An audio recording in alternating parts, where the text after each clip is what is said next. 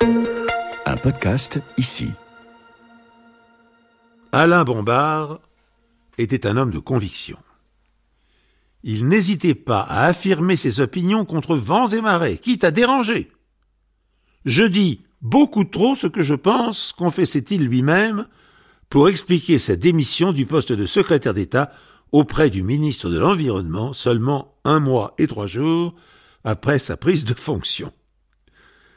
S'il eut plusieurs vies exerçant tour à tour le métier de médecin, de biologiste, de chercheur, de politicien donc, de militant écologique, de présentateur de télévision et d'aventurier, le fil rouge qui guida son existence fut sûrement celui d'un engagement toujours sincère, mais rarement partagé. Ami de Jacques-Yves Cousteau, il partageait avec l'homme un certain charisme, un sens de la communication inné et un culot, il faut bien le dire, à toute épreuve. Né le 27 octobre 1924 à Paris, sa destinée se révéla à lui assez tôt, suite à un choc émotionnel. Alors qu'il n'est âgé que de 26 ans, le jeune Alain Bombard, alors interne à l'hôpital de Boulogne-sur-Mer, apprend le décès de 43 marins dans un naufrage à quelques encablures du port. L'interne en médecine reçoit dans l'établissement hospitalier 21 de ses navigateurs pour qui il n'y a hélas plus rien à faire. L'accident du chalutier est d'abord incompréhensible pour les experts. Alain en garde le goût d'un immense gâchis. Et c'est le déclic. À partir de cet instant, le jeune homme décide qu'il se consacrera à augmenter les chances de survie en mer. Pendant 6 mois, il se plonge dans la recherche et arrive progressivement à la conclusion que bien des morts pourraient être évitées, même dans les pires conditions de navigation. Il suffirait de tellement peu de choses selon lui. Nul besoin d'eau ni de vivres.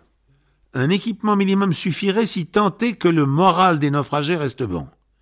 Il est en effet persuadé que l'un des principaux obstacles à la survie est bien le désespoir. La soif qui tue en quelques jours et la faim qui tue en quelques semaines, on pouvait trouver des solutions, a-t-il expliqué par la suite. Mais comment faire pour sauver le moral des gens ? Eh bien, j'ai vu un seul moyen. Il s'agit de le faire, de me mettre dans les mêmes conditions qu'un naufragé, revenir vivant et dire « Bien, vous voyez, vous pouvez maintenant le faire. » Et c'est ainsi que le 13 août 1952 à Tanger, l'interne embarque sur un radeau pneumatique de 4,50 m, équipé d'une voile qu'il baptise l'Hérétique. Il va parcourir l'Atlantique seul, dans son embarcation de fortune, avec pour tout matériel un sextant, un filet à plancton et quelques lignes pour pêcher. Il a bien pris quelques vivres, mais s'interdit d'y toucher à moins d'y être acculé. Ceux-ci sont en effet placés sous scellés.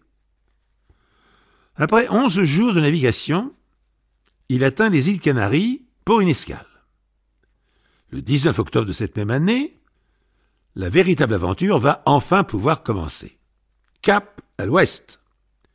Alain Bombard s'enfonce, plus déterminé que jamais, dans l'immensité de l'océan. Sa traversée ne se présente tout d'abord pas sous les meilleurs auspices. L'interne en médecine essuie en effet une tempête et sa voile se déchire. Mais il parvient à la réparer et peut poursuivre sa route. Le moral est toujours bon. En mer, Alain applique les recettes qu'il a trouvées lors de ses recherches.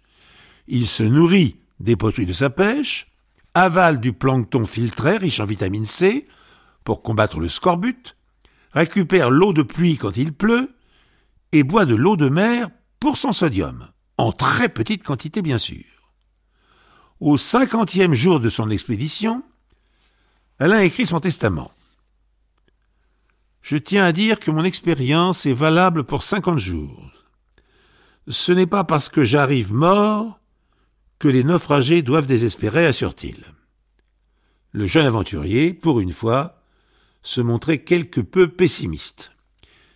Il tiendra en fait encore 14 jours, sans rien changer à ses habitudes de vie, ou plutôt de survie rudimentaire, sur l'hérétique. Arrivé à la Barbade dans les Caraïbes, à 6000 km de son point de départ, Alain Bombard est éprouvé.